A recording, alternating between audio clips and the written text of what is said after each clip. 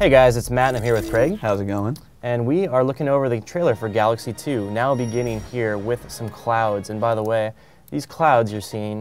Is that actually in-game, Matt? It's sort of in-game, yeah. You actually do go through a level where you are encircled by these clouds. And I was actually marveling at it, so that's why I remember it. Okay, so let's go into it. And Craig, as you noted, there's... Brand new logo. The 2 is now on the right side. Right, so here's Mario flying out from over a volcano, and you can see the particle effects are just, again, stunning. Look at those clouds, and look at this explosion here. I'd venture to guess some of the best on Wii, if not the best on Wii. Well, the original was already the best on Wii, so...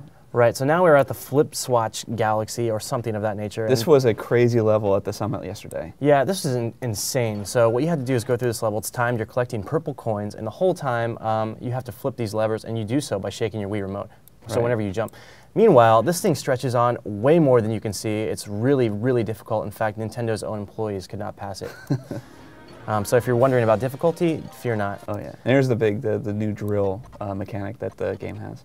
Right, so this thing allows you to go drill right through the planets and come out the other side. It's really cool, but what you don't see here is that it's really used very, very cool with puzzles. So you see these pillars in the background, the left one and the right one there, and the object actually is to get on top of those. So you're going to have to drill to the other side of the planet and then find a spot down there in the right corner. There's little dimples over there that on the ground that mark some really key points to drill. Exactly, and then you'll drill back up, and that's how you get to the top. And this is also used to find secrets like these. I love the inside the planet stuff. This is awesome. I know, it's really trippy. Now we have a boss fight. This guy might look a little familiar. Yeah, he was in the E3 trailer. Yep, and he also reminds me of something from the original game. You're using the drill, though. That's the difference. Yep. And look at what happens here when he goes for this dude's foot. He gets bounced right back off. It's impenetrable. So you do have to find the right areas, their weak spots, and then take them from there. And hello to Gobblegut. Is that really his name? I think that's his name, yeah, I'm pretty sure. At least that's his temporary name. And let me guess, those red spots are weak points on this guy. What gave it away, man? I don't know.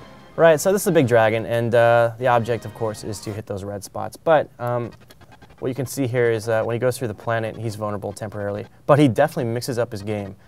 Trust me, you can't see it in this video, but he's totally taking out that planet. His strategy changes as you go, and you really have to be aware of him. It gets more and more difficult. Right, so Gus World's back. I'm happy about that. At the platform, making holes where there weren't holes before. Yeah, that's cool. And then you've got the big guys, of course. So excited about that. Yep, Shy Guys.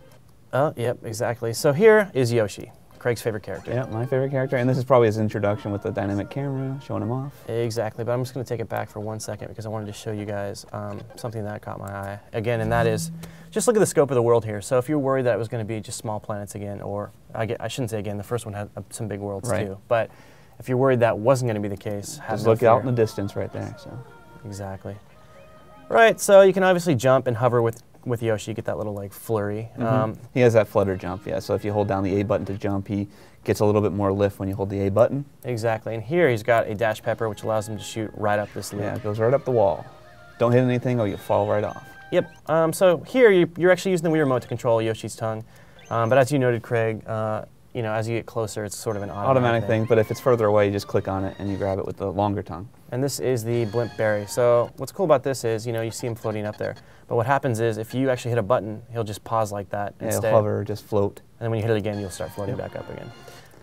Now, these are the 2D levels. You love these, right? Oh, I love these games. This is the Fall Forever level. Right, so this is interesting because this spins round and round. This is a cylinder. And, of course, you want to get through it. But you'll also see later in the levels, if you let go here and Mario were to fall, he would just continue revolving around this cylinder until forever. He hits that platform. Exactly. Now this is using the tongue again just to pull the latch, simple stuff. Boss fight, inside that thing is Bowser Jr. And the weak spots are those big blue breasts. Exactly, and so this is really cool. This, you're actually using the Wii remote to control Yoshi's tongue again, and you're using one of his trademark abilities, which is, of course, to swallow items and then spit them back. And you're using that, you know, as a means to defeat this boss, which is really cool. Boom. There he is. Bowser Jr. Those clouds again. And this is the Supermassive Galaxy. Based on my favorite level in Super Mario 3, that was the big world. Yes, exactly. And, you know, Supermassive gives it away. Yeah. Everything's ginormous. You can, however, still interact with these characters. You can take them down if you need to. Just a small planet, zooming off. More Supermassive. Big, wiggly, whatever. And timing, of course, still a key element in this platformer, like that. And here, again. Spacey walls. Now, we talked about falling forever. You're going to be able to see it here. What happens? You just kind of revolve around.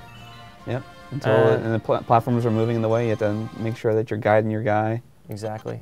Here is one of those older kind of like classic, well, not classic for Galaxy levels, I should say, where you're pointing at the Wii remote and you're dragging yourself along. And check it out in the background. It's spacey, but it's very different from what we've seen. Lots of obstacles there. There's some more gravity 2D levels. Up, down gravity to worry about. And again. And, you know, right here, by the way, if you look, go back, right there in the corner, you've got a Comet Coin. These are positioned about all the levels, and as you collect them, I think you're going to be unlocking I think there's one per level, so you unlock a special part of a level if you get the coin. Exactly. I think you actually saw one of those parts in one of the previous levels. And then the money shot, Mario and Yoshi. Not a whole lot of secrets in this thing, but it's still looking pretty awesome, and we can't wait for its release. Which is mint. So be sure to check out IGN.com for all your Super Mario Galaxy needs.